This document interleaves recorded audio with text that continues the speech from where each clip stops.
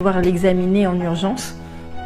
Et effectivement, en fait, son cœur était en train de s'arrêter parce qu'il avait tellement de difficultés à respirer. Son cœur était en train d'arrêter de battre tout doucement. Ils l'ont mis sous un produit particulier qui est censé ouvrir et déployer les bronches. C'est un masque qu'on met sur le visage de l'enfant. Et normalement, au bout de la première fois, déjà, son état devait s'améliorer. Mais ça ne s'améliore pas. Ils réitèrent l'action. Ils le font jusqu'à 3 fois, mais son état ne s'améliore pas. Donc ils nous gardent. Et quand ils nous gardent, on se retrouve dans une chambre. Je déteste l'hôpital. C'est pour moi très angoissant. De toute façon, personne n'aime l'hôpital, mais j'étais vraiment, vraiment très angoissée. Mais le Seigneur me disait en moi-même, ne t'inquiète pas. Sauf que j'avais du mal à ne pas m'inquiéter. Ils ont gardé mon fils. Je suis restée toute la nuit à ses côtés et son état ne s'améliorait pas.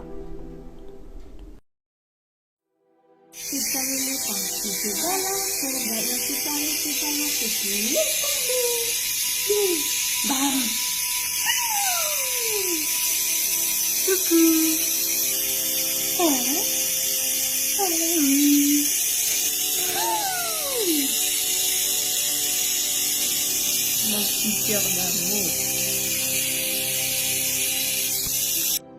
Ça ne s'améliorait toujours pas. La nuit est passée comme ça et j'ai vraiment prié.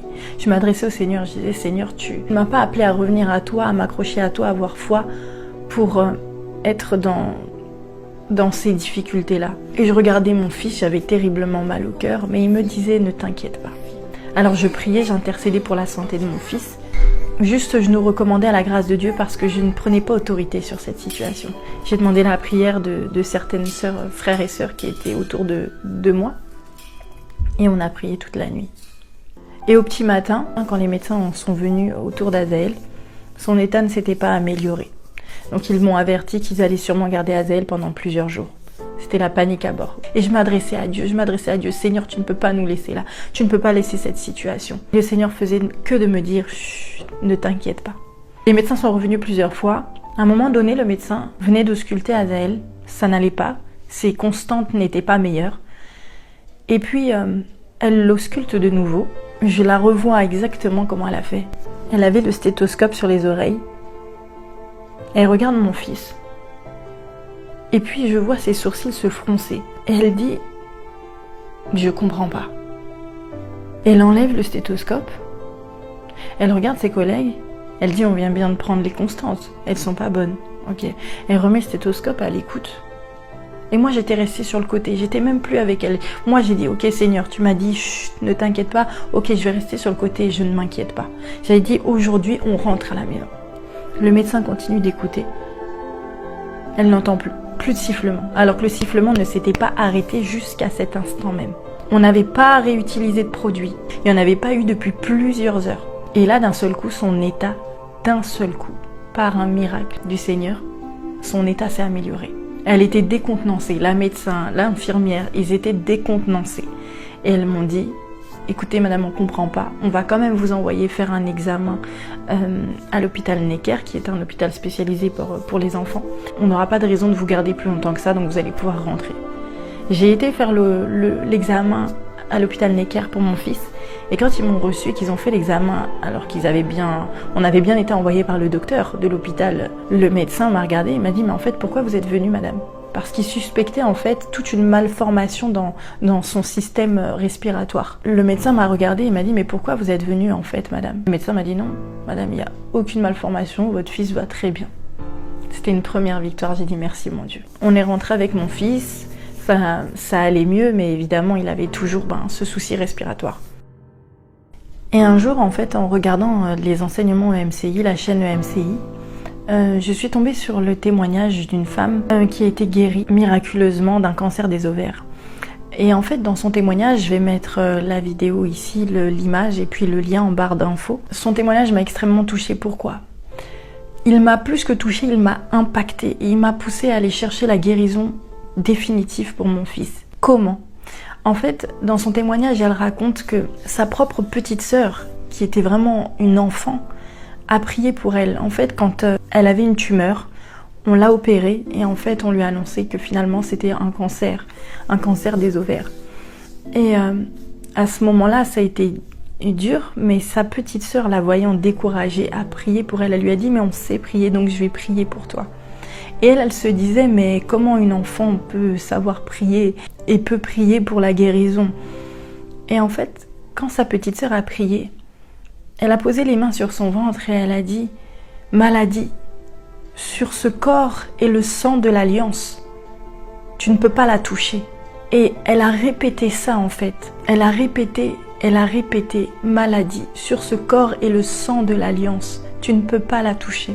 Et il s'est avéré que les examens qu'elle a fait par la suite, cette dame-là, eh bien, révélait que c'est comme si elle n'avait jamais eu de cancer. Le cancer avait disparu. Elle lui avait bien enlevé également l'ovaire. Son ovaire a repoussé. En fait, elle a vécu l'extraordinaire. Et moi, en fait, ça m'a tellement impactée que quand j'ai entendu ce témoignage, je me suis dit non, moi aussi, je dois prendre cette autorité-là. Ça m'a fait comme un électrochoc. Mon fils était en train de dormir dans son lit, dans son petit berceau. Et je suis allée dessus, sur lui. J'ai posé ma main sur lui. Et j'ai commencé à répéter, maladie, sur son corps est répandu le sang de l'alliance. J'ai répété, maladie, sur ce corps est le sang de Jésus. Maladie, sur ce corps est le sang de Jésus. Tu ne peux pas rester. Va-t'en, maladie, sur ce corps est répandu. Et en fait, j'ai répété jusqu'à activer ma foi au point de visualiser la maladie quitter le corps de mon fils. Il n'avait pas de traitement qui faisait que ça allait arranger sa situation et on m'avait même expliqué qu'il allait sûrement avoir des gros problèmes respiratoires au vu de tout ce qu'il avait comme souci. Personne ne m'a dit non, ça pourra aller mieux. Non, au contraire, on me disait ça n'irait pas.